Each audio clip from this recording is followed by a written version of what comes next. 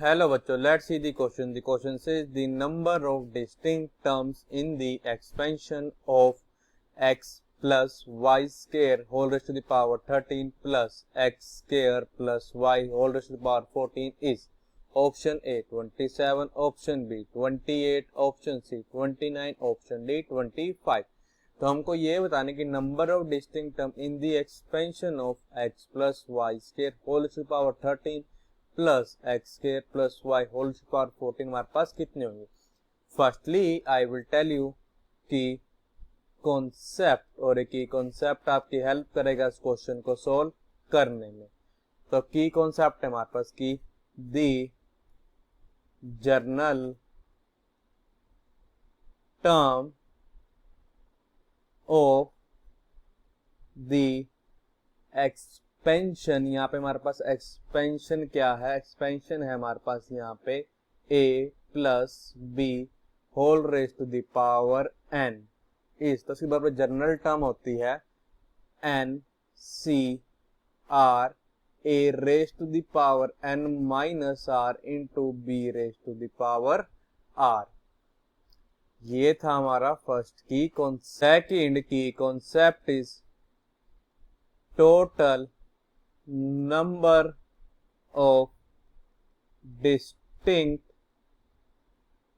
Terms in x plus y whole raise to the power n is. ये हमारे पास होती हैं n प्लस 1. तो हम करेंगे इन दोनों की कॉन्सेप्ट की हेल्प से अपने क्वेश्चन को सॉल्व करेंगे. The number of terms in x plus y square raise to the power 13 is. ये हमारे पास यहाँ पे क्या आएगी? और 13 plus 1 means 14 and in x square plus y whole raise to the power 14 is आ जाएगी 14 प्लस 1 मीन्स 15 आ जाएगी. अब हम ये फाइंड करते हैं कि इन दोनों में हमारी कितनी नंबर ऑफ टर्म्स है कॉमन है. Means x plus y square whole to the power 13 और x square plus y whole to the power 14 हमारे कितनी टर्म्स जो है वो क्या है? कॉमन है. तो सबसे पहले क्या निकालना पड़ेगा? जर्नल टर्म निकालनी पड़ेगी. जर्नल टर्म ऑफ किसकी? x plus y square raise to the power whole 13 is. इसी हमारे जनरल टर्म के अगर अपने के कॉन्सेप्ट का यूज करना पड़ जाएगी 13 c r into x raise to the power 13 c. यहाँ कर लेंगे r1 ले लेंगे 13 c r1 into y square इसी पर रेस्ट पर आ जाएगी r1 एंड हमारे पास सेकेंड एक्सपेंशन है हमारे पास x square plus y whole raise to the power 14 is. वो हमारे पास जाएगा अपने की कॉन्सेप्ट का यूज करेंगे 14 c. यहाँ पे ले लेंगे r को r2 x स्क्वायर इसकी पावर आ जाएगी 14 minus r2 into y raise to the power r2.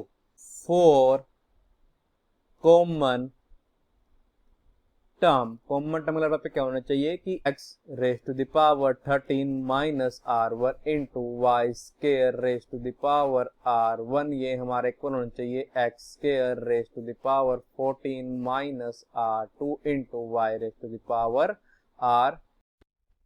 This implies us that x raised to the power 13 minus r1 into y raised to the power 2r1. This is equals to x raised to the power 14 multiply 2 means 28 minus r2 multiply 2 means minus 2r2 into y raised to the power r2. अब हम करेंगे both side power of x and y को कर लेंगे compare. हमारे पास r1 और r2 की value आ जाएगी. This implies us that हम इम्प्लाई यहाँ पे आ जाएगी 13 minus r1 this is equals to 28 minus 2 times of r2. इसके बाद जो हम कर लेंगे हम अपनी इक्वेशन फर्स्ट एंड जब हम पावर्स ऑफ y कंपेयर पे आ जाएगा कि 2 times of r1 is equals to r2. हम कर देंगे पुट कर देंगे put value of R2 in equation, कौन सी इक्वेशन में, हमारे इक्वेशन फर्स्ट हमारे पे आ जाएगा यहाँ पे कि this implies that 13 minus R1 this is equal to 28 minus 2 into 2 times of R1. This implies us that 13 minus R1 this is equal to 28 minus 4 times of R1. This implies us that 4R1 minus R1 ये हमारा equal हो जाएगा 28 minus 13 के. This implies us that 3 times of R1 is equal to 28 minus 13 means 15. This implies us that कि R1 हमारा equal आ जाएगा 15 divided by 3 means R1 का value क्या आ जाएगी 5. एज हमको क्या पता है कि 2 टाइम्स ऑफ R1 जो है हमारे इक्वल है R2 के. दिस इम्प्लाइज अस दैट कि 2 multiply 5 is equals to R2. This implies us that कि R2 हमारा इक्वल आ जाएगा 10 के. तो हमारे पास R1 और R2 की एक सिंगल वैल्यू ही आई. इसका मतलब हमारे पास क्या है कि हमारे पास सिर्फ एक ही टर्म आई जो कहीं कॉमन होगी हमारे.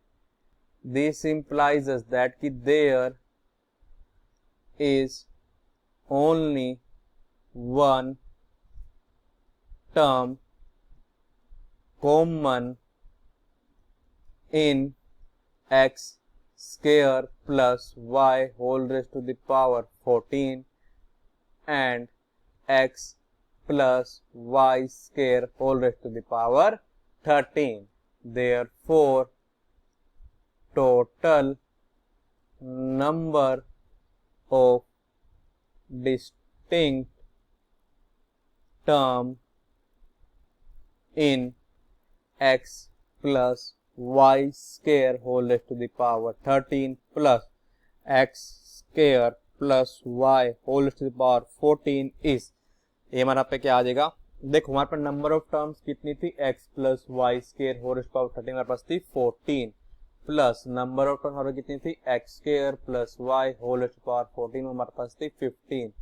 माइनस में कर देंगे नंबर ऑफ टर्म जो कि थी दोनों में कॉमन थी, वो हमारे पास थी सिंगल थी, हमारे पास आ जाएगा -1. दिस इज इक्वल टू हमारे इक्वल हो जाएगा 14 प्लस 15 मीन्स 29 -1 मीन्स 28. तो हमारा जो रिक्वायर्ड आंसर है वो क्या है, हमारा 28 है. इसका मतलब है कि जो हमारा ऑप्शन बी है वो क्या है, हमारा करेक्ट ऑप्शन है. So the final answer is option B is our correct option. I hope you understood it well. All the best. Thank you.